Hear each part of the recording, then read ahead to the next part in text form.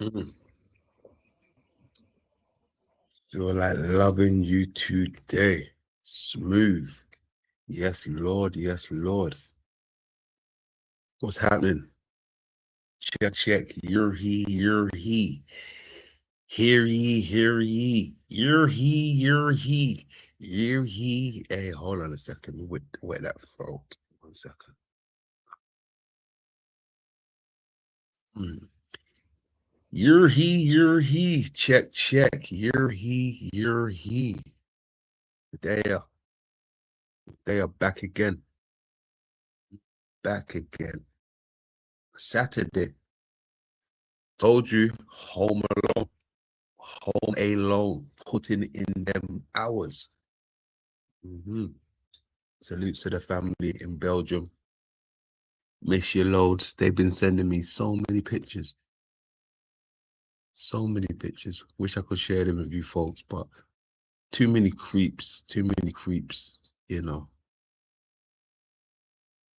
Yeah, man. But how's everybody? How you folks doing, man? We're back again. Round two. Round two.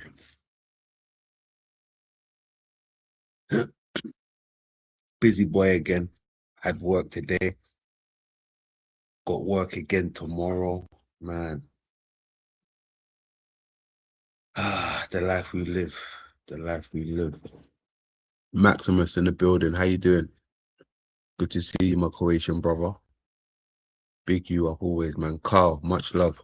Good to see you. AJ, pulling up. Yes, Lord, I see you. I see you. Good shout, man. Good shout. Somewhere in time. Good to see you.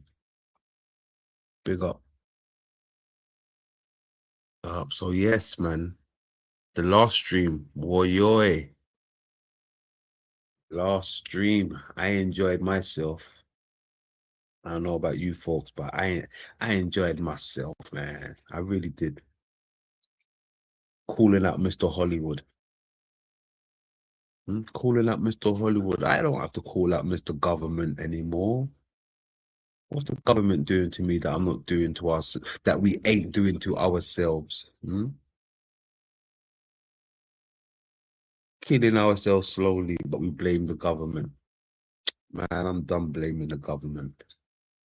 I want to talk to Mr. Hollywood. Right? I want to talk to Mr. Hollywood. We have something in common. At last, someone I can connect with, Mr. Hollywood. I don't want anything from you, Mr. Hollywood. No. Just keep showing me, just keep confirming. That's all. You don't owe me anything, bro. I don't owe you anything. Yeah, get that straight. No favor for favor. None of that stuff. Yeah, just show me a few things. Yeah, it was interesting, man. It was interesting. We went from the movies to the animation to the games. And boy, we was not disappointed at all. Yeah, they were showing us a lot of things when it comes to Demond. Demond. Demond, aka the moon. Right? They've been showing us a lot of things when it comes to Hollywood. But we're here for that, right? I mean, not only Hollywood, for instance, look at this image on the screen. This is an old medieval depiction of, you know, somebody holding up a ring and a sun and a moon. But why is there a moon on the face or a face on the moon? Excuse me. Either way, vice versa. Right? Why is that? If they have not even begun to go to the moon in the 1500s or even back further, right? If they have not even conjured up this idea of going to the moon, why draw man's face on the moon? Why draw a man's face on the moon? I don't know. You tell me. Well, maybe they had an understanding what the moon was and where we was. Just maybe. Right? I mean, you'd think they would draw a face on the earth, right? On the earth. You'd think they'll draw a face on the earth, but no. They're drawing faces on the moon. All throughout medieval times, you can see faces on the moon. Why? Why would you put a face on the moon? Right? Very interesting. I think they were trying to tell us something when it came to the face on the moon. Mhm. Everything leads back to the moon, as far as I'm concerned, right? Everything leads back to the moon. Drawing faces on the moon, that's wild, right? Going back to the 1500s, we're drawing faces on the moon. And we found some frescoes to do with the 1500s. Not only that, the 8th century also. Right? That's wild. I like it though. I'm here for that. I'm here for that, right? We're all here for that. Hey, salute to Jay Dreamers. He's been sending people this way, man. Jay, I've been getting a few people hitting me up saying you sent them over here. I appreciate that, man. You sending Hollywood my way. Yes, Lord. You sending Hollywood my way. Yeah, come on. We do this. I appreciate that. Yeah, some good folks. Good vibe tribe. I like that. I like the good vibe tribe. Yeah, I like the good vibe tribe. I don't really catch Jay anywhere on these YouTube streets. Like he keeps it home. It's a bit like me. We just keep it home and we don't really venture out much. We don't venture out much. Right? But I respect it because Jay passes through and he chills out with us. He builds with us. So that speaks volumes by itself. That speaks volumes. I don't even see Jay anywhere else other than London's. That speaks a whole lot of volume. Damn. We let that marinate, man.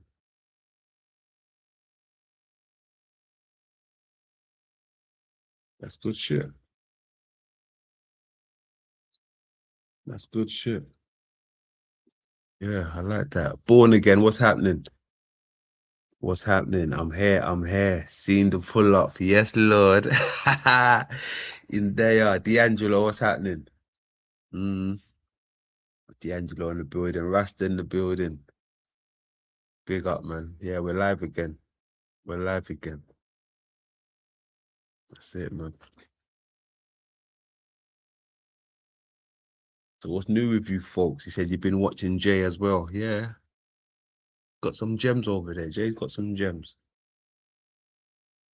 Got some good work over there, man. Keep it up, Jay. We need to collaborate some more, man. Give the people that off-world content, if you know what I mean.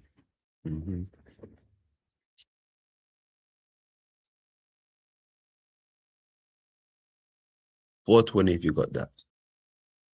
Yeah, 420 if you got that. But yes, back to this. All right. Why would they even draw a face on the moon, ladies and gentlemen? Hmm?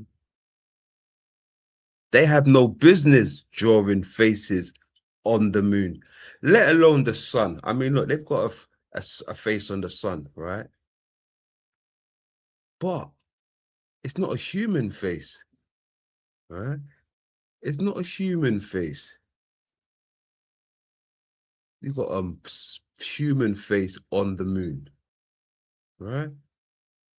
What do you think they could be trying to tell us, ladies and gentlemen? A human face on the moon and a face on the sun. Can't make this shit up. They're just toying with us, man. They're just playing with us. It's been in our faces all this time, but we've just been looking at it totally wrong. If you're asking me. Right? If you're asking me.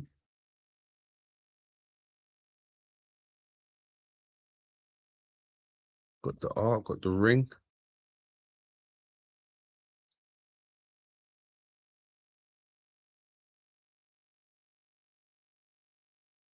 You know, sometimes you just got to take a step back and look at things through a different lens. Yeah. Look at things through a different lens and it just becomes so clear. Yeah, so clear. Day one, what's happening? Salutes day one. The moon. Yeah, the moon. Fascinating, right? We connected a lot of them dots yesterday. We connected a lot of them dots. Yeah. From what? Where did we touch on? We touched on the ark. In the movies, the arcs, the moons. Then we went over to the animation with the lens and the eye and the lens, the moon. Then we went over to the gameplay and they were showing us the moon in the sky again, which transitions to the lens and the eye. By God, can't make this shit up. And then on top of that, they exit through the moon. Right? To top it all off, they exit through the moon. Cherry on top, right? Exit through the moon. Wow. Wow, I love that shit. Moon talk, right? That's what we come here for. We love that moon talk. At least I do. Right? The ark. Can you remember when we was talking about the ark? Right? The moon, the ark. The ark. The only people I've seen talk about the ark is K Podgy also. You know, living in the ark, the moon. Fascinating.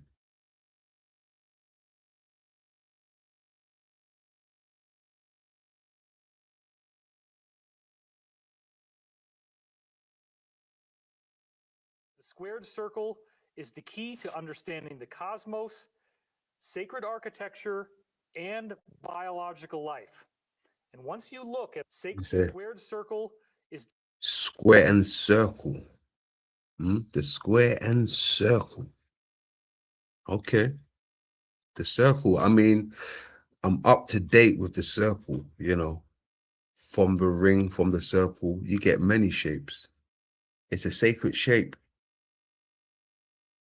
Most of our shapes are birthed from the ring, from the circle. Yeah. the key to understanding the cosmos, sacred architecture, and biological life.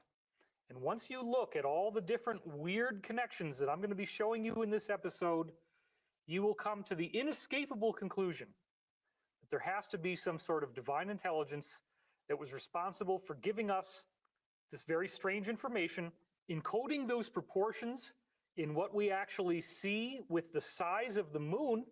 And again, the moon could be any size. It's basically the size of the moon because of the size of the Earth. Now, we've had insider testimony telling us, like from William Tompkins, if you watch Cosmic Disclosure, he has said, as have others, that the moon appears to be an artificial object. And the insider Bruce has told me, this is the guy that I wrote Ascension Mysteries from, that the moon was brought here about 65 million years ago, corresponding with the time of the demise of the dinosaurs. There is a distinct possibility that a very ancient extraterrestrial race actually brought the moon to Earth's orbit, and that the moon was intended. Artificial moon. I keep hearing that, right? Artificial moon, artificial moon, artificial moon, artificial moon. That's what a lot of these ancient alien channels push, right? Artificial moon, artificial moon. I don't know about how I feel about that. Artificial moon. Maybe I'm missing something. I ain't seen something yet. An artificial moon. To jumpstart the creation of tides on Earth, which gives us seasons and gives us a climate that is much more happy for mammalian life as opposed to reptilian life. So there's a possibility that whatever catastrophe wiped out the dinosaurs, whether it was a solar event or whether it was some big meteor, that was actually created on purpose by intelligent extraterrestrials. In fact, one of Corey Good's testimonies is that the actual dinosaurs on Earth had started to develop into a sentient species that looks still pretty much like dinosaurs, except they have some feathers on the back of their heads. They can arch up on two legs. They still look. What sentient dinosaurs? What talking dinosaurs? Talking lizards. Talking lizards. I mean, they have that in movies, right? Talking lizards, talking reptiles. Imagine that. I mean, I don't even, believe in the dinosaur theory. Now, to say there's talking dinosaurs or talking what? That's crazy. That's crazy. Piano, how you doing? Basically like a little raptor, but they are intelligent. And those apparently still live inside the Earth and are called the raptors and have been seen by various ancient cultures, specifically in Mesoamerica area, as the so-called plumed serpent, an actual reptilian with feathers that is sentient. So those guys may not have been technological when they were wiped out, but they certainly had developed intelligence. This is what some of the insider testimony tells us. They got wiped out, and what comes in is the moon.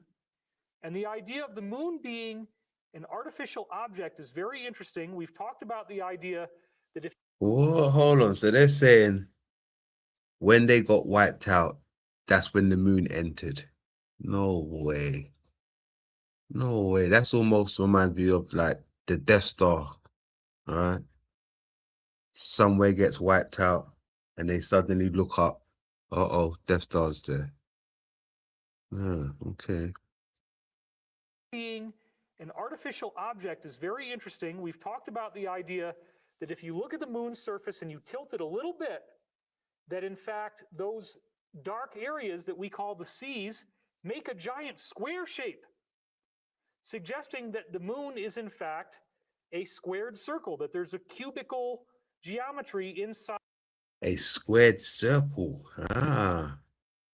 That's interesting. Do you remember a few months back, or maybe a few weeks, months, when I was mentioning about boxing and they speak about, the fighters fight in the ring, but it's not even a ring, it's a square which they're fighting in? That's pretty strange, right? Yeah, I wonder if that's another moon-based sport, square and the ring, right? Yeah, that's interesting. Yes, square and the ring, moon-based system. It's in fact a squared circle, that there's a cubical geometry inside the moon, and one face of the cube is visible as everything bounces off of it. There's this... A cubical geometry? What? Hold on a second, take that back. A squared circle, that there's a cubical geometry inside the moon. Interesting. That's interesting. Okay. Where you get this information from, my man? Hmm? Where you get this information? A square geometry inside the moon. I mean, even when I think of that, right, the first thing that comes to mind is something that we was looking at yesterday, right? A square geometry inside the moon, right?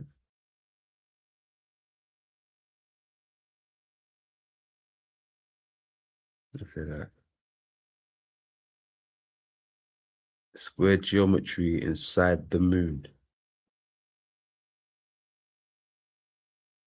Hmm. I mean, after all, Islam is a moon-based religion, right? It's a moon-based religion. Now,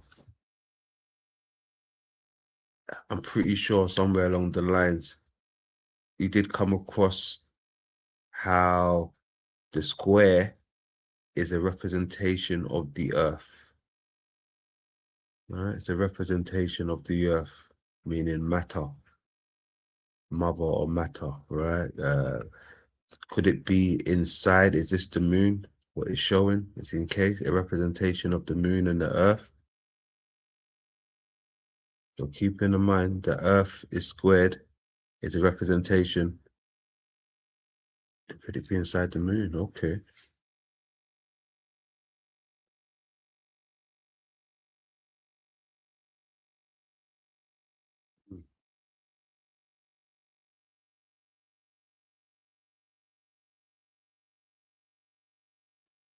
And one face of the cube is visible as everything bounces off of it. There's this skin on the outside that is the surface of those seas. And that's why the moon appears to be hollow. When you try to hit it with something, it rings like a bell. This was discovered by both Russian scientists and NASA. Yeah, okay. Both of them. How you call it? Americans and Russians, excuse me. So excited. Yeah, Americans and the Russians. Okay. Hollow moon leads to hollow earth. Keep that in mind. There's all kinds of weird anomalies with the moon. And when you get to the people like William Tompkins, they say that there are as many as 10,000 levels of floors inside the moon that are all built out with technology. And the Hold on a minute. rings these I want to go back boundary to. is in make a giant square shape, suggesting that the moon is in fact a squared circle, that there's a cubical geometry inside the moon, and one face of the cube is visible as everything bounces off of it. There's this skin on the outside. Skin on the outside. My goodness. He said there's a skin on the outside, boy. What? What do you mean by that? Skin on the outside. Mm-mm. Cube-like structure inside the moon. That's fascinating. Like I said, that makes me think of Islam. Right? A cube-like structure inside the moon.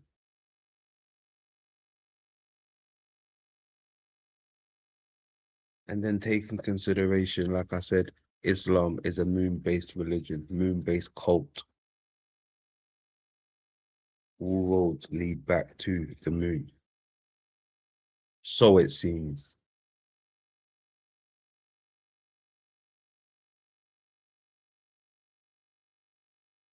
I said they're just showing us putting it in our faces. From a bird's eye view, so much things get revealed, right? All gets revealed.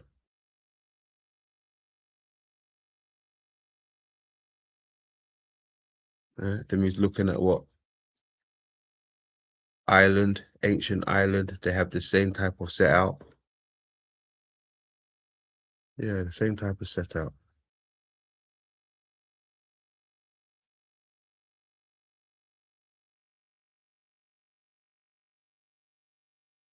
Then when you go back further enough, and you look at pictures from the golden age of Islam, they seem to be showing you the cube with a keyhole structure. All right, a cube with a keyhole structure.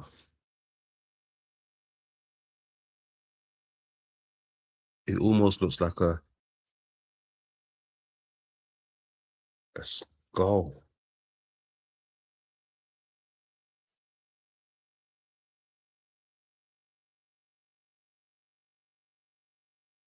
What is that underneath it there? Is that like a... Is there a hole there or something? Hold on, let me see something. 1 second. Ah, it's this. What is that next to it? What is this meant to be? Does anybody know? Wow, what is this? What is that meant to be?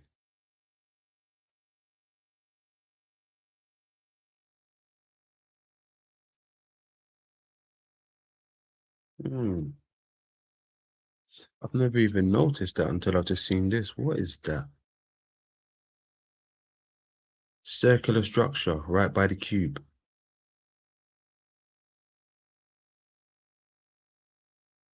Wonder what that is.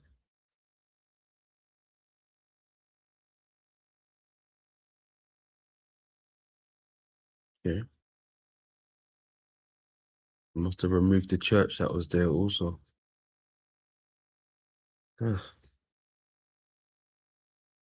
So yes, the keyhole structure within the cube. You know how I feel about the keyhole structure. Right? The keyhole structure. Everything reminds me of the eye.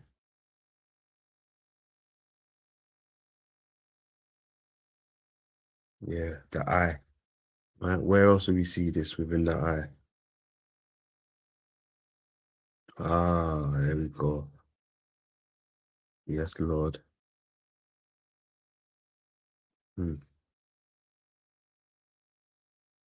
Coloboma. Wild, right? That is the surface of those seas, and that's why the moon appears to be hollow. When you try to hit it with something, it rings like a bell. This was discovered by both Russian scientists and NASA. There's all kinds of weird anomalies with the moon, and when you get to the people like William Tompkins, they say that there are as many as 10,000 levels of floors inside the moon. 10,000 levels? Hell no. Hell no. 10,000 levels inside the moon. What is going on there? 10,000 levels. Can you imagine that? 10,000 levels. I'm not saying it is that, but just imagine. And there's us thinking we're at the center, we're the only ones. We're God's favorite, we're the chosen people. When there's 10,000 levels, my goodness. That's wild. Yeah. That are all built out with technology. And the moon is an arc, meaning that you could pack. Woof. Did you hear that? My Lord. Yes, that's that shit I talk about. Moon is an arc. Moon is a arc. You heard him, Lord. That's that UFO talk. Yeah. That's that Noah's Ark. That's that UFO talk, mothership. You ain't even know it. He slipped that in so casually. Like, yeah, Ark. What? Reload. Built out with technology. And the moon is an arc, meaning that you could package up an entire planet, all the flora and fauna, the oceans, the creatures that live in that planet, the insects, the plants. What? He's talking my shit. Hold on. Hollywood. Hold on a second, Mr. Hollywood. Because we're not even dealing with Mr. Hollywood right now. We're dealing with them ancient alien boys. We're dealing with the alien boys right now. What's going on? Hold on a second. I need to hide my script somewhere because first we had Hollywood boys taking my shit. Now we got them alien boys taking my shit. That's crazy. That's crazy. Hold on, let me find a hiding place right now. 1 second. Hold on a second, folks. Need to go hide my treasure. 1 second. Nope, can't hide it there. That's too obvious.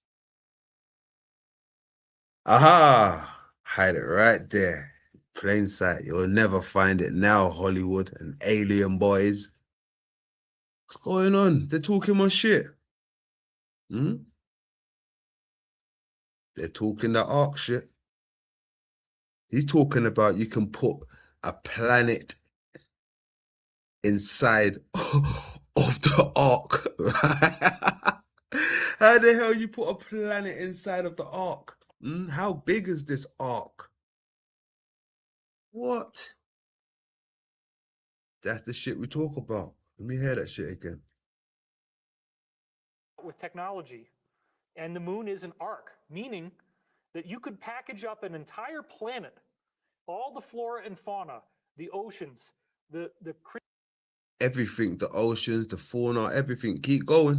creatures that live in that planet, the insects, the plants, the birds, the animals, and the people, and put them all inside this artificial construct in what looks like an ordinary moon, and then actually pilot it somewhere else.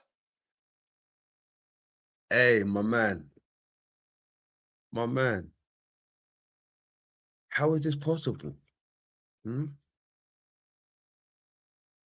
got the sizes all wrong, right? It must be that. These measurements are wrong. Has to be.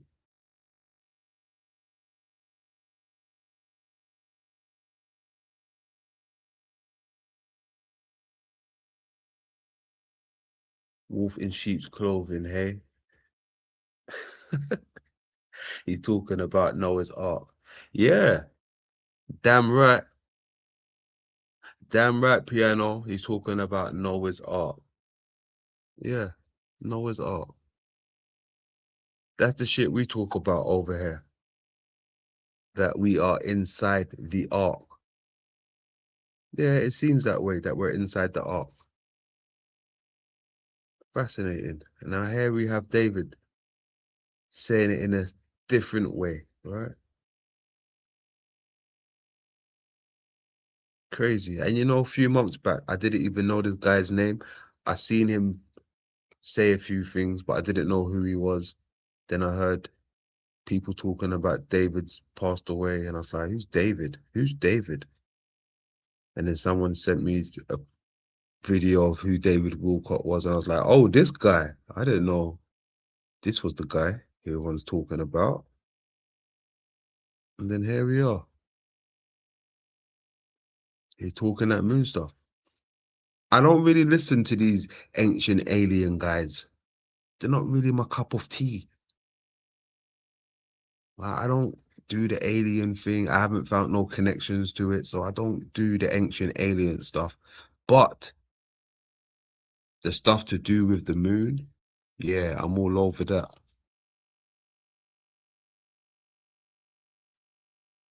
All over that, most definite. David Wilcock, another useful idiot. Oh man. How is he an idiot? Why would you say he's an idiot? What did he do to make him an idiot? What did he do?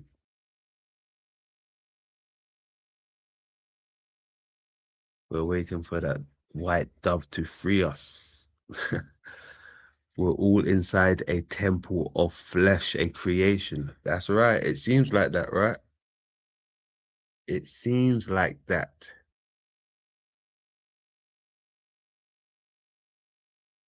Hmm?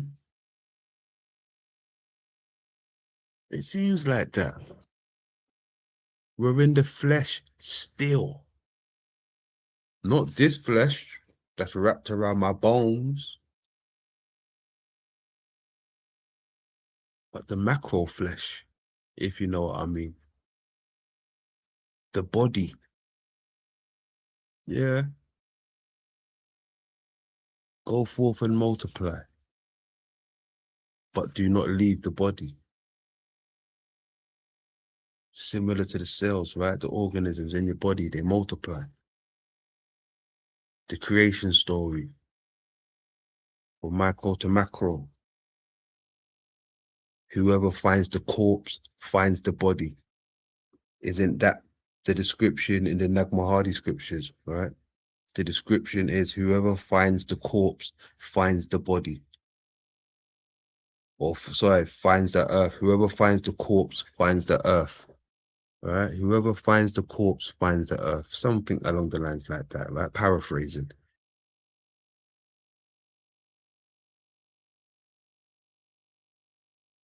So that's pretty wild. Yeah, the body. Good vibe tribe in the building. Good vibe tribe. Much love. Sweet in the building.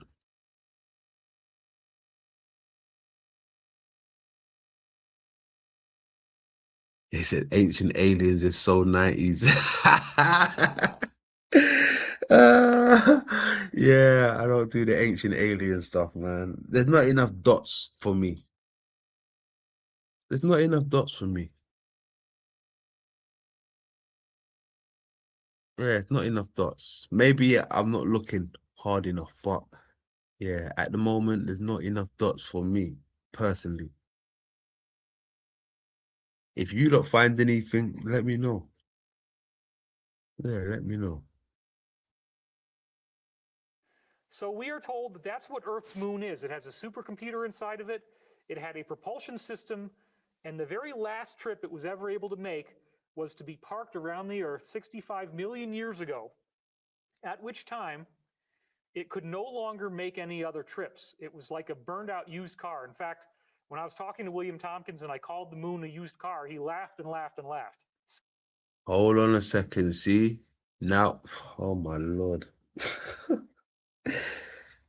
Did you hear what he just said? Listen to this. Tell me if it reminds you of anything, a movie. It could no longer make any other trips. It was like a burned out used car. In fact, when I was talking to William Tompkins and I called the moon a used car, he laughed and laughed and laughed. So that suggests that the moon was designed with. Did you anybody hear that, right? Does that sound familiar to anybody? Hear it again, listen again. At which time it could no longer make any other trips. It was like a burned out used car. In fact, when I was talking to William Tompkins and I called the moon a used car, he laughed and laughed and laughed. So that suggests. All right, anybody hear that? Anybody catch that reference? Told you, you gotta go back to all these old things, right? Hold on a second. Let me know if anybody caught that. I'll show you what they meant by that shit.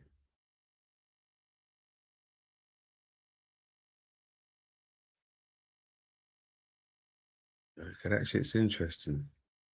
Told you, you gotta go back to kind of understand what they're saying, right? Within these movies and shit.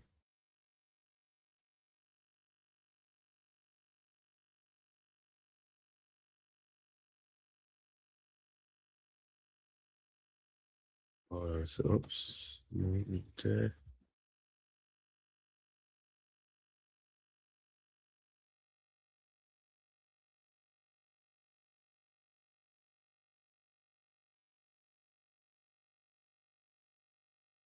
All right, so what's he saying? It could no longer make any 5 million years ago, at which time was to be parked around the Earth system, and the very last trip it was ever able to make was to be parked around the Earth 65 million years ago, at which time it could no longer make any other trips. It was like a burned out used car. In fact, when I was talking to William Tompkins and I called the moon a used car, he laughed and laughed and laughed. So that suggests that the moon was designed with these weird sacred. Yeah, it could no longer move. It was like a burnt out used car, right? District 9, right? Nine. Remember that movie Nine? So you got Nine and District 9, but then you got this UFO that was burnt out, could no longer move, right? Just hovering above the city. That's what that reminded me of. You know, the UFO is meant to be the mothership, right? Yeah, shit's crazy. Yeah, go and check the movie out. This thing is burnt out. It can no longer travel. It's hovering over the city for like 20 years or something. And then I think it finally descends, right? It falls down. Wow. Yeah, he said that shit. In fact, when I was talking to William Tompkins and I called the moon a used car, he laughed and laughed and laughed. So that suggests that the moon was designed with these weird sacred relationships between its proportions and the Earth's proportion for a very specific purpose. It also suggests that the English measurement system of the inch, the foot, the mile is not anything random. The fact that the moon's width is 2,160 miles exactly corresponds to one age of the zodiac, 2,160 years. This is not an accident. It's very strange, and the only way it really works, apart from invoking some sort of mysterious unseen God, is the idea that there was an intelligent factor in the moon being positioned where it was around the Earth after the or right before the fall of the dinosaurs to help the Earth become a planet that supports mammalian human positioned where it was around the Earth. Positioned where it was around the Earth. Around the Earth. Yeah. Okay. After the or right before the fall of the dinosaurs to help the Earth become a planet that supports mammalian human life like us instead of reptilian life. So that's a side tangent, but I wanted to bring that in because the moon is going to be very key again in this episode. And I started to talk about it last time, but that context is very useful to see the squared circle appearing in the cosmos, in architecture, and in biological life. Yeah, okay. Cosmos, biological life, the square and the circle. The square and the circle. Maybe we'll look at Islam again. You've got the square and the circle. Even next to each other, you got the square and the circle. All right, the square and the circle. Oops. Yeah, right there.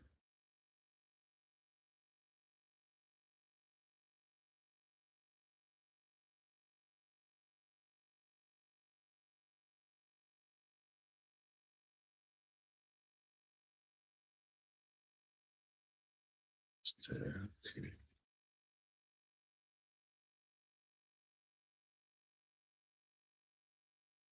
And of course, the greater context to this whole discussion, as we've been describing it to you, is Dr. Harold Aspen's model of the hidden energy in the universe. And there again, we have the diagram here where you got the area is the same on the left, and then the perimeter is the same on the right.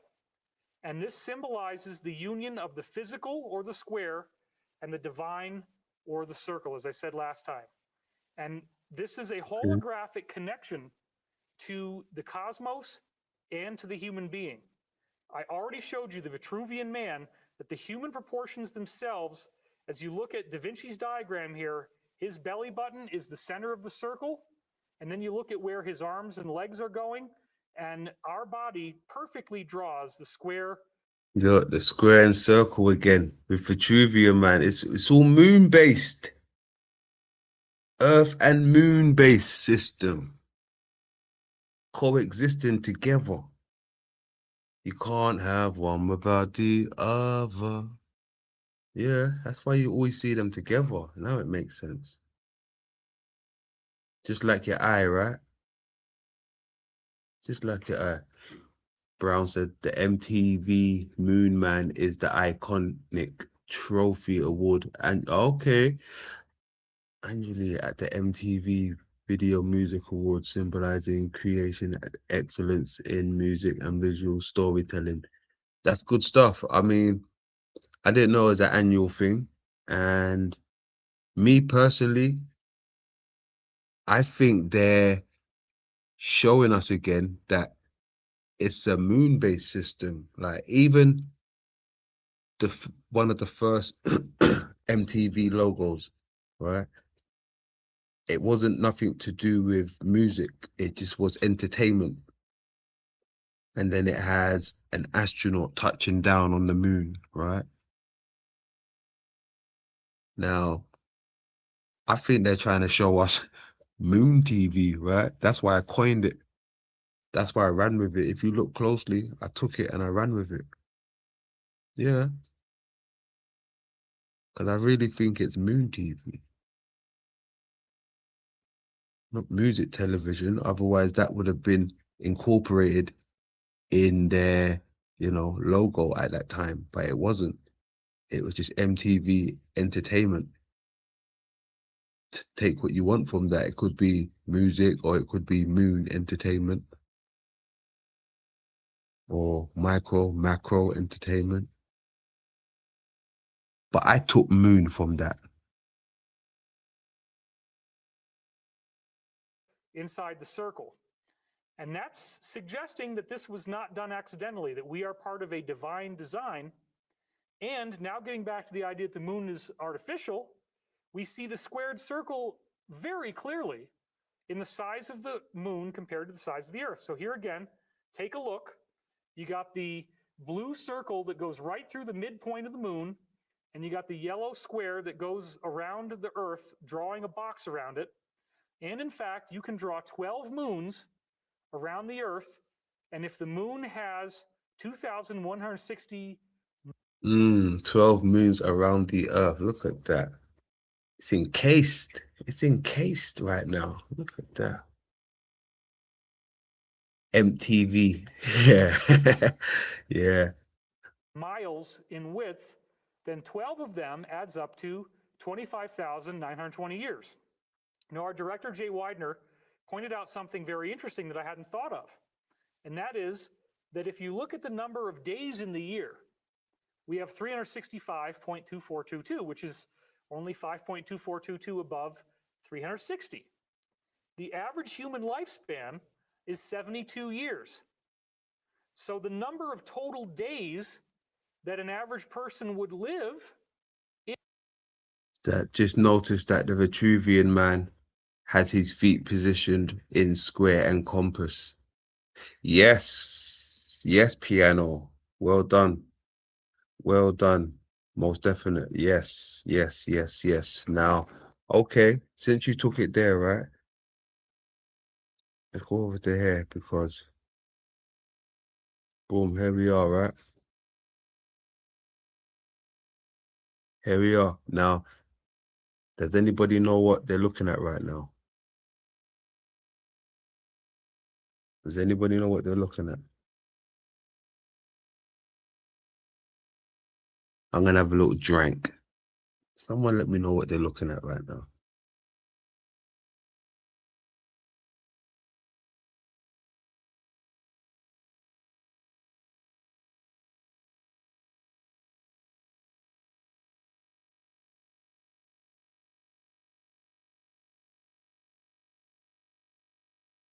Ryan said Masonic TV. Wow. I didn't even look at it like that. Yeah. Masonic TV. Yeah, I can see that being a thing.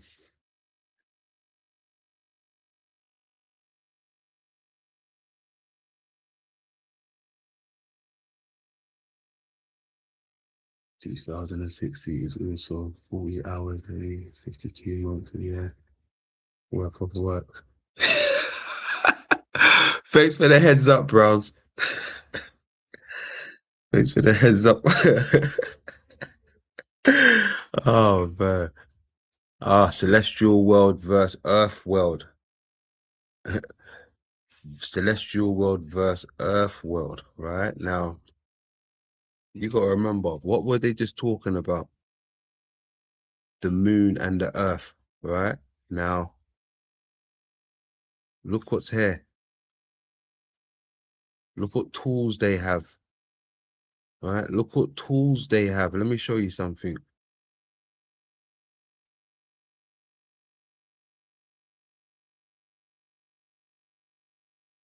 Look at this. What have I just made with this tool? What have I just made with that tool? I've made a circle, square and circle. Even though it's a triangle, but this, yeah, the compass makes the circle. You make the circle with this. So this would be the moon. This would be the earth, the square and compass. Right? Now even look down here. It's even got the T shape and the dome, right? Like the hat shape, the T shape. This was featured in well, not this one exactly, but this shape was featured in the new Moon TV episode 2, right? Looking like the Masonic hats, if you know what I mean. The T shape, right? And then you have the dome next to it. But yes, this would be the square and the circle. Where do we see that? All right, the square and the circle again you're dealing with.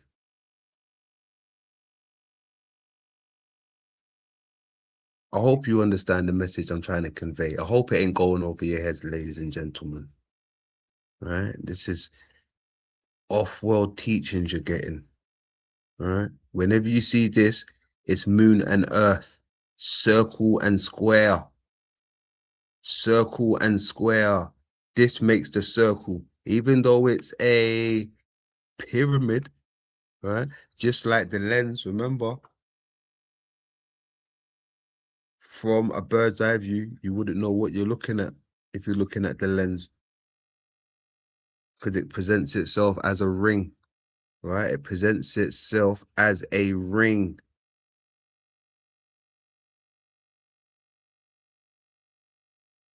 All right.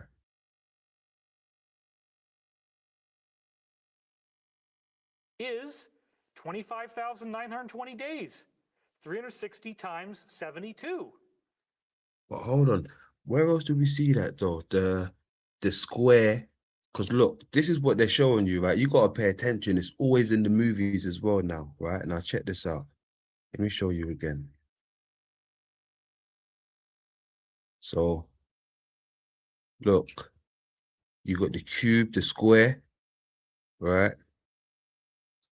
Going into the circle, into the eye, where it belongs, right? Where it belongs. Where else do we see that? Um, Boom.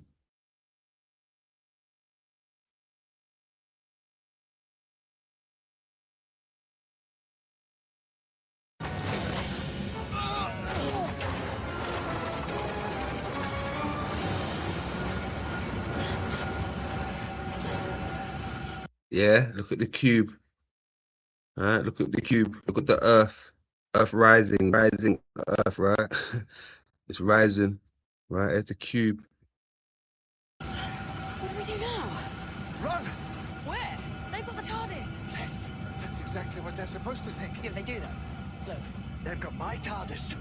Over to you, Mary Berry. Come on. Yeah, going into the circle, the square and the circle. Right, it's even got the light, the pyramid. Look at that. Right, that shit's getting sucked in, going back to home, where it belongs. Right, where it belongs. Where it belongs, right through the aperture, right back home. Right, that's what's happening right there. This is what you're seeing. The square and the circle, New Jerusalem, right?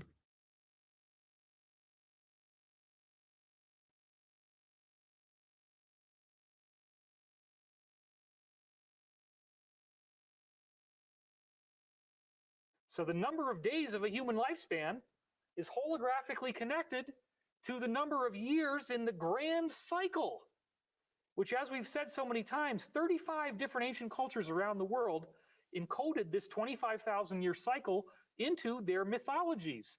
And the mythologies talk about the idea that at the end of the cycle, the whole mill, they often call it a mill for grinding grain, like the Earth's axis spinning around, the mill breaks down, the sun gives off some big flash, which is often called ekpyrosis, this idea of an epic, fiery release of energy.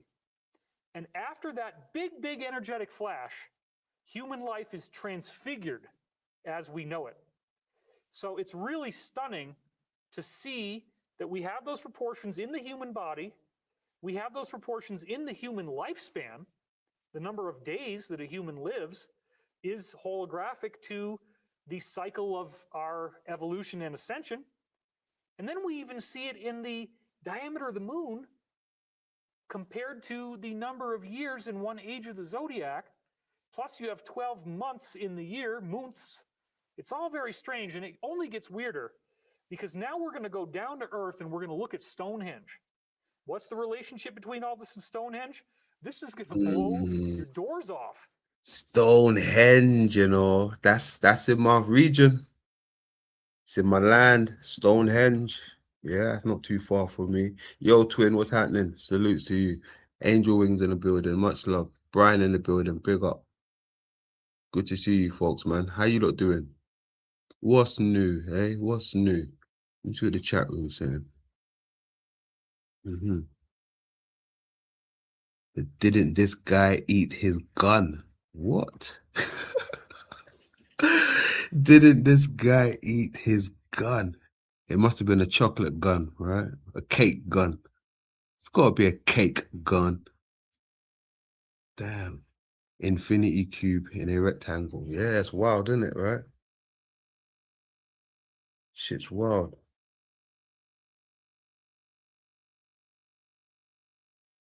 That's exactly what I see with this.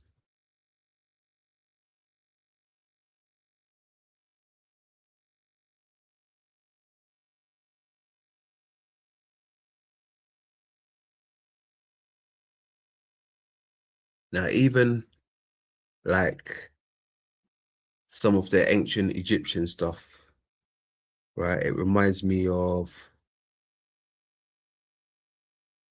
the cube itself, right? It reminds me of the cube. It reminds me of what's his doctor's name? Dr. Hugh, TARDIS. It reminds me of the TARDIS and the lunette. Yeah, it reminds me of the TARDIS, the lunette, all of that stuff. The further you go back and look at some of the ancient Egyptian artifacts, right? They remind me of this with the lunette on top. All right, let's have a look.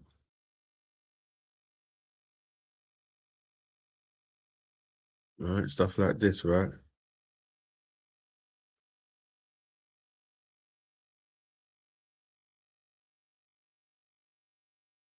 You know, if you go by their dates, right? The dynasty, 19th dynasty, 1300 BC, right? These weird type of imagery.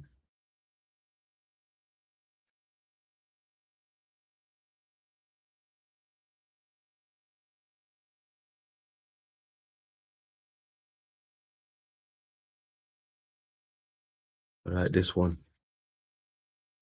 It's like it's got the square and circle again, right?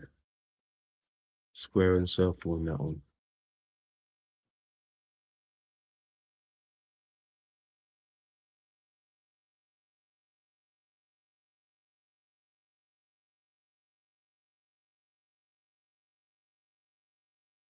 Yeah, it's like a TARDIS box.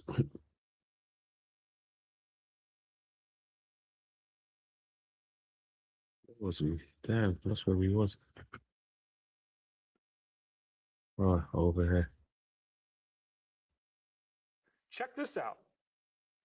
Stonehenge has the exact same proportions of the squared circle and the Earth-Moon ratio. So here is one of a few photos I'm going to show you of Stonehenge from an aerial view. This is what it looks like today. Now, obviously, it didn't start out all broken down and worn out looking like this. This is the result of erosion over a long period of time.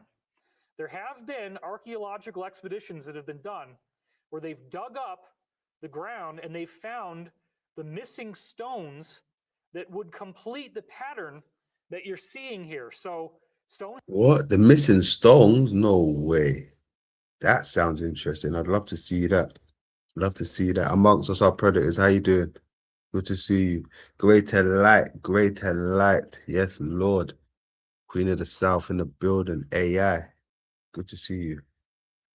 Yeah, Stonehenge. Stonehenge.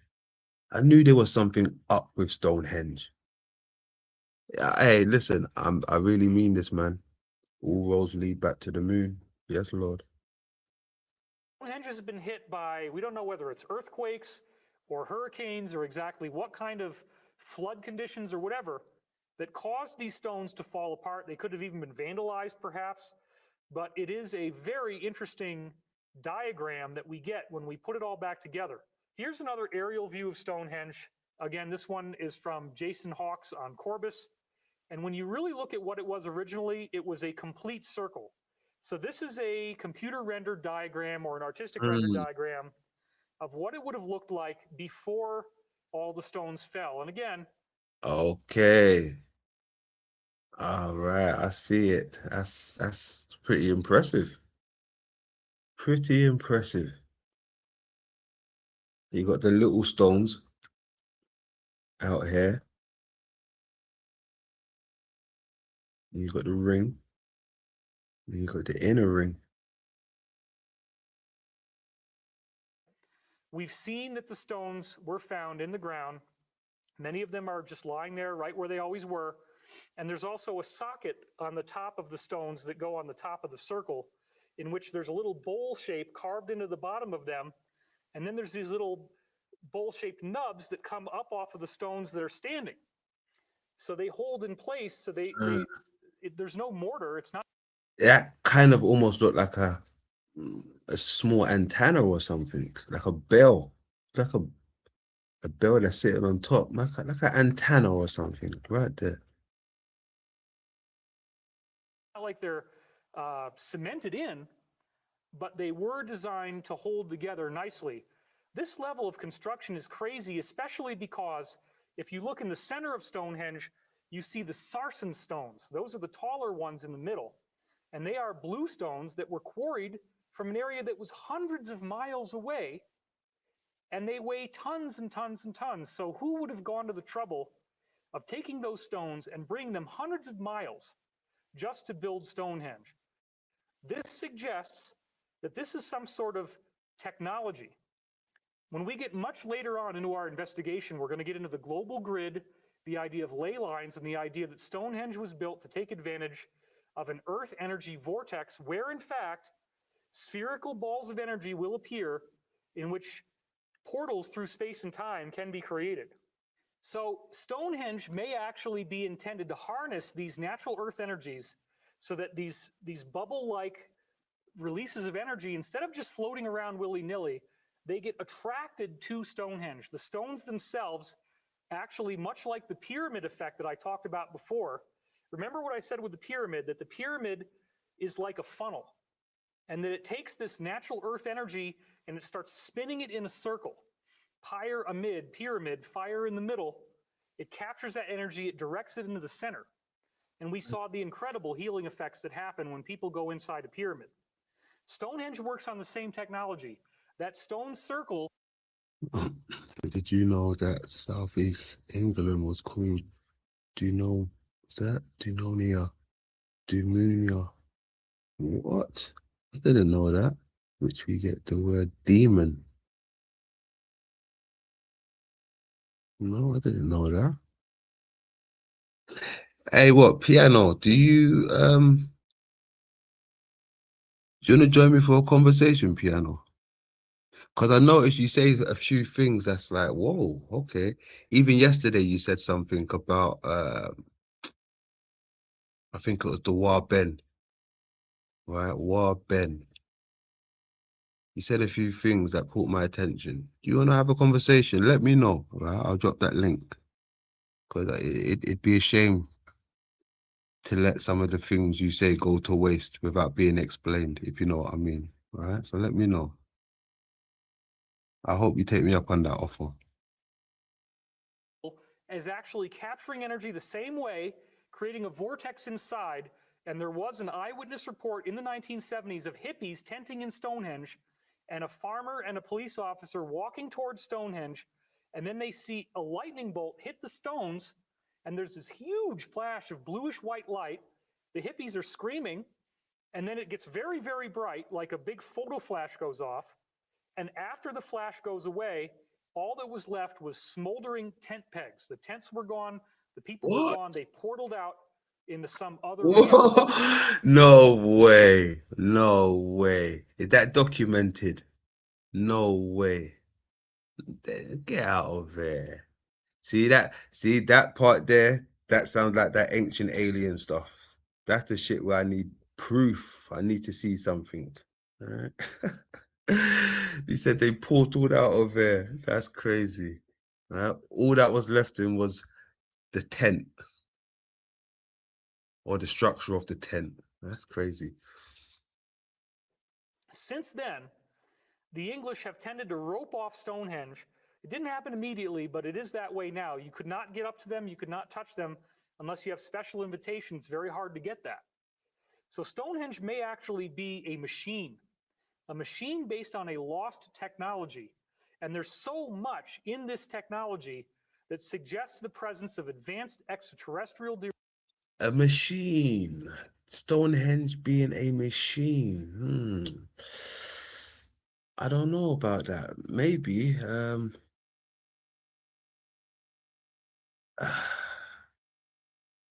I don't know. I mean, there's some buildings in India, right? Buildings in India, some ancient buildings. They look like they could have been mechanical at some point. Yeah, the buildings in India. I've seen some structures in India. That's like, whoa, how is that possible? How is that possible? And what's the purpose? But it only makes sense if it was, you know, some type of mechanical device before it was turned into rock or something, right? Yeah, rock pillars that turn. You're like, why is this supposed to be turning? Like, what's going on here? Yeah, it doesn't make sense. So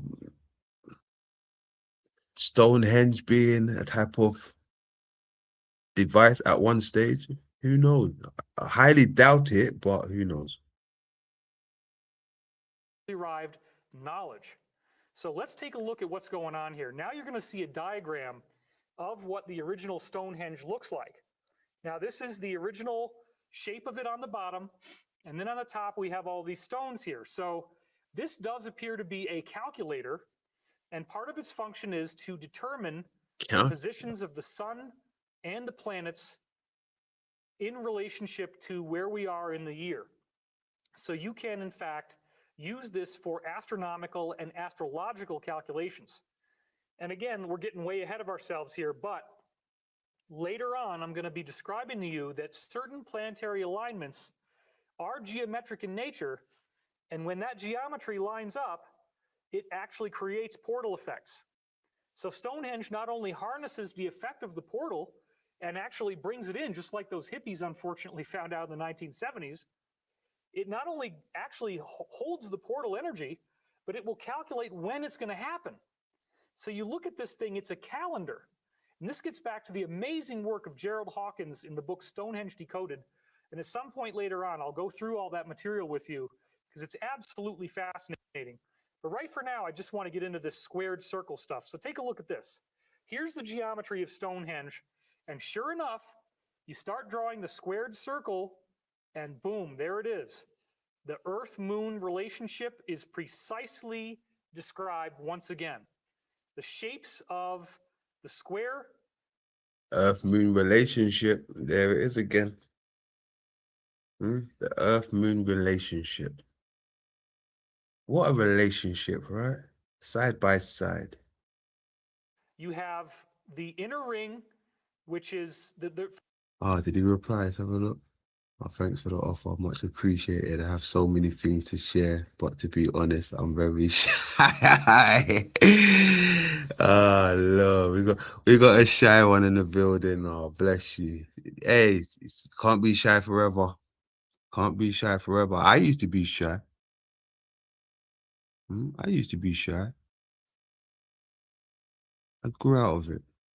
All right, but yeah, no problem.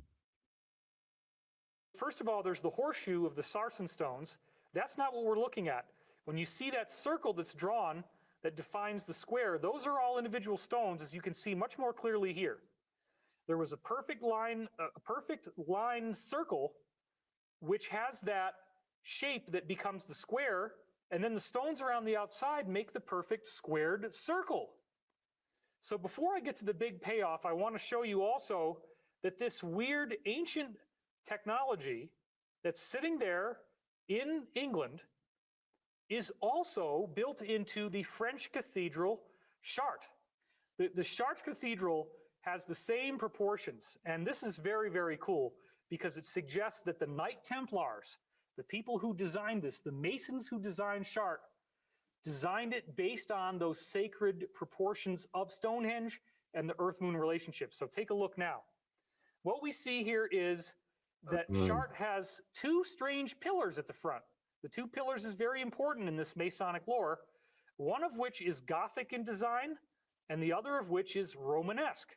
So you have two different designs, the ancient Gothic and the more recent Roman counterpart existing side by side. And then you have this very strange mandala of sacred geometry, that weird round window in the middle, which is loaded with sacred geometry. Now, when Those windows, every time I see them now, it's like, you show me something. Yeah, you show me something. Like I said, all roads lead back to the moon. But these buildings, you know, something different. Pretty sure moon-based also. Resonance. Just like how, you know, the bell would work. Pretty sure you put a bell in this place, let it go off. Yeah, resonance. I'm pretty sure that there was something along the lines of the stainless glass windows also, the how do you call it? The colors meant to produce different feelings or different frequencies through the windows of the stained glass. That's pretty interesting if that's true, right? Different colors have different frequencies through the sound, right? Can you imagine that? Wow. when you look at Chartres from different angles, you see it has incredibly gorgeous architecture. It's arguably the best cathedral in the world, the most elaborate, the most amazing. And when you look at it from the overhead view, you can see that it was designed to embody a crucifix. You see that with the green roof. There's your crucifix, right? So this is a Christian building. And there are some very interesting relationships in how it was designed. There's another shot where you can really see the cross the way it was intended. But notice that the two pillars are also at the base of the cross. Now that's more of your Masonic idea of the union of light and darkness, the Boaz and Joachim pillars that show up all the time in Freemasonry, which now for most people has a much more sinister connotation, because in fact the attack on the World Trade Center, the Twin Towers, Yeah, hold on. because in fact, yeah, there we go again. Hold on.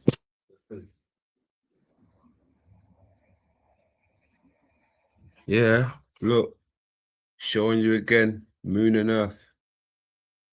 It's square and circle again. Wowzers, okay.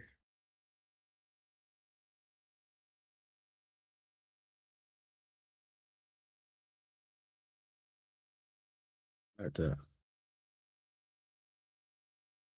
Yeah, moon and earth.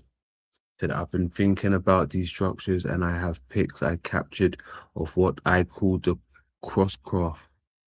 I know they are tied to these sites. Interesting. Death without fear. Salutes, what's happening? It's a death without fear. Salutes, big up. In fact, the attack on the World Trade Center, the Twin Towers, was the Boaz and Jachin. It was the two pillars of masonry. And archetypally, when they were brought down, that's the archetype of the Tower of Destruction. That was intended to subconsciously and spiritually traumatize us, as well as in our conscious mind, and have awesome symbolic importance about what is the symbolism of the two pillars and then when they fall. Yeah, that's something a lot of people will not forget, right? The Twin Towers. I don't think we're going to forget that for a long time. But, you know, saying that, I'm pretty sure there's some major events that maybe took place before we was even here. That's probably been fizzled out by now, forgotten about, right? Forgotten about. Because you go back and look at some of these old articles, you'd be surprised what you find out what happened, but it's not published. It's not out there. Well, yeah. Major events probably happened, but it wasn't documented. There was some stuff that monks even documented, right? Some things that happened in the heavens. Monks actually document these things, but it's not mainstream. Yeah, it's not mainstream. So here you're seeing it in Chartres. This is very important. And you see the crucifix design in the roof. But now what you're looking at is an actual blueprint of how it looks on the floor plan. You can still kind of see the crucifixes there, but I want you to pay attention to about the top third. So look at that now up close. And now I'm going to put it side by side with Stonehenge. Oh my goodness. It's the same thing. Chartres and Stonehenge have exactly the same proportions. They are designed based on a unified logic. Nobody ever actually tells you, hey guys, you know, we thought Stonehenge was really cool, so we built Chartres the same way. And what's even weirder, again, jumping way ahead, but when we get into ley lines, is we find out that all these ancient monuments like Stonehenge are built on the same straight line pathways where these churches, abbeys, and cathedrals are built on, suggesting the Knight Templars absolutely knew about these ley lines and used their powers, if you will, there is a science to this, to harness. So the cathedral itself is a pyramid. Now look at the roof. This is what happens if you're standing inside Chartres and you look up at the ceiling. The roof itself is a pyramid shape made out of stone. It's arched. So it's taking that energy that the church is harnessing and it's directing it back down towards you, making this an ascension portal device. And you can... You know, it's wild because being on the inside of these structures, right? I bet to some degree, it probably resembles being inside the body, right? Look how it's fractal, right? Look at the geometry. Look at this. But this is like under a microscope going deeper and deeper. Right? Even when I was looking into some of James Turrell stuff, one of his works, he described it. How did he describe it again? It was like he was saying it's almost like you're having a view from inside at the back of the eye, right? Something along the lines like that. So it made me think like these cathedrals and these things, maybe on the inside, it's meant to be like when you're on the inside of the body, right? It's replicating it somehow. I don't know the kinks just yet, but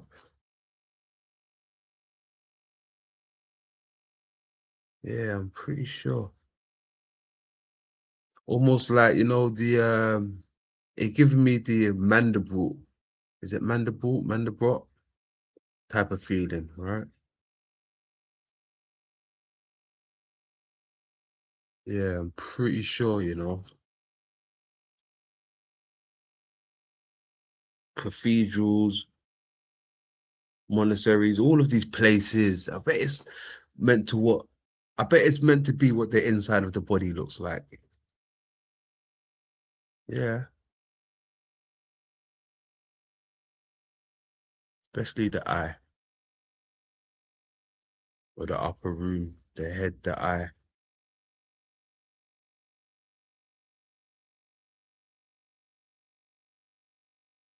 Making this an Ascension portal device. And you can see that even better here, how stunning it is to walk down these hallways. The other big cool thing about Shart is this. Hold on. You see that even the hallways.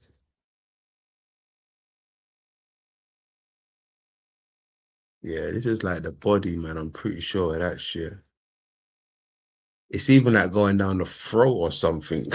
Look at that, a spine or the throat. Look at that. These hallways. The other big cool thing about Shart is this. When you look at the outside, you saw that geometric mandala, but here you're seeing a Yeah, that's nice. See, fractal, just like I was saying. stained glass window. This is what it looks like from the interior. And I'm not going to get into all of it right Ah, you see what he just said there? This is what it looks like from the interior. That's the shit I just said. Wowzers, hold on, take that back. Look at the outside, you saw that geometric mandala, but here you're seeing a stained glass window. This is what it looks like from the interior.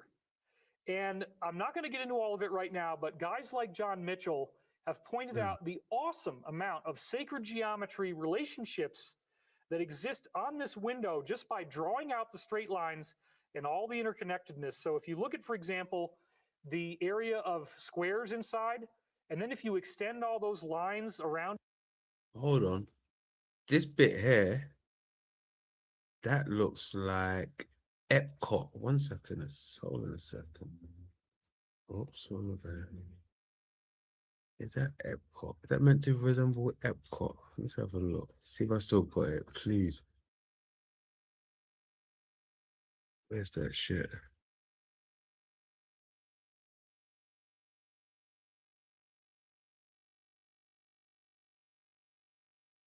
Oh, there you go.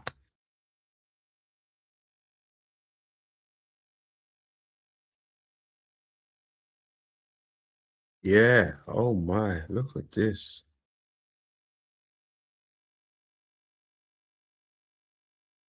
Where was he? He was over here, right?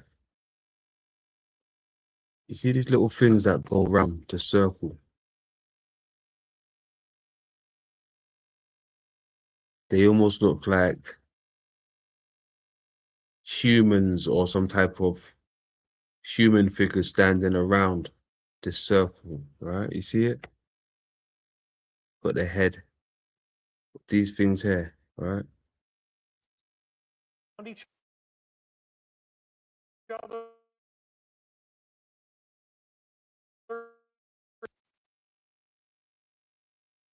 Right, cool.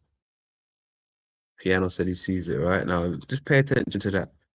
Doesn't it look a lot like Epcot? Look at that. That looks like Epcot.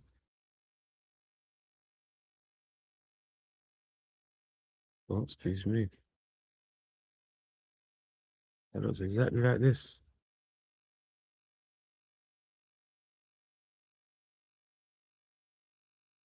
That's what that reminds me of, Epcot.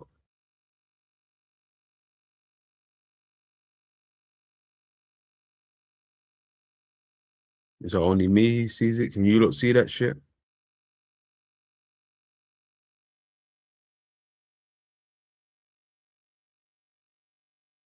There's the little men thing going around again. I know they're not humans or men, but like the shape of it, right? Little heads, like little figures.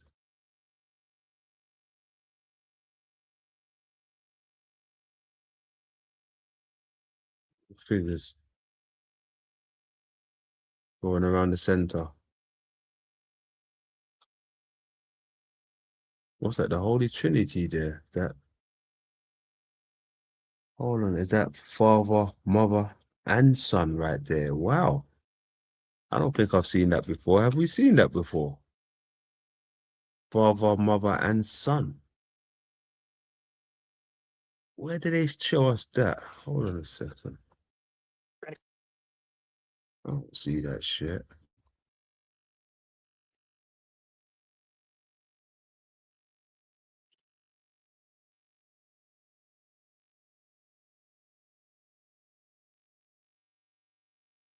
That's crazy. First time I've seen that shit. Well, and extend them off into space, you get all kinds of geometric relationships. So what I'm suggesting is that the cathedral is an ascension mechanism. First of all, they burn frankincense and myrrh, and we know now that frankincense has these weird chemicals in them called sesquiterpenes, which when you breathe them, it actually activates your pineal gland. So, and I was going to put that in source field investigations, but it's not quite scientifically provable enough, and I didn't want there to be any cracks in the logic, so I didn't add that in. But the idea is that there is compelling evidence that breathing certain things, like for example, there's an essential oil called spikenard that has it in as well. But the ones that we know the most are frankincense and myrrh. And interestingly enough, in the same family as frankincense and myrrh, over here in the West is Palo Santo. And a lot of shamanic ceremonies also burn Palo Santo. Uh-oh, that's starting to bog. Hold that for a second. It's been interesting so far. Yeah, very interesting. Check, am I coming through? Am I bogging? Hope I ain't bogging too much. Where else we? I'll leave that on for another time. Shown that. What's this? What's that?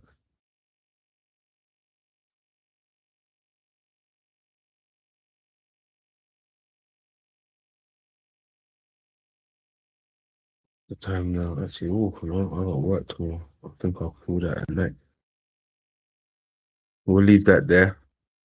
Ladies and gentlemen, I won't push it any further. We'll leave it there. But yes, like I said, man, it seems like all roads lead to the moon.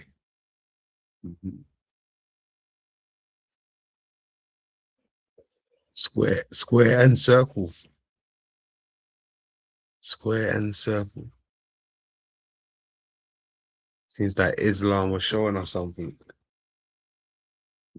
Cube and circle. Yeah, definitely have to look into that some more.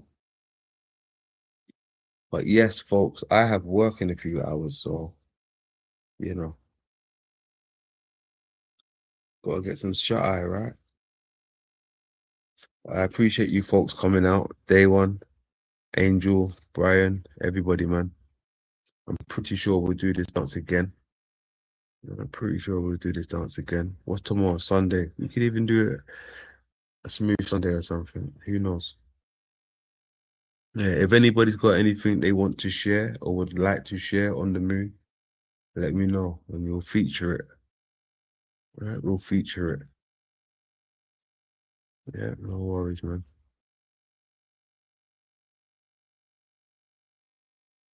Good stuff. All right, grand old chat room. You already know. Look after yourself. Love over war. Lay low. London. Peace out.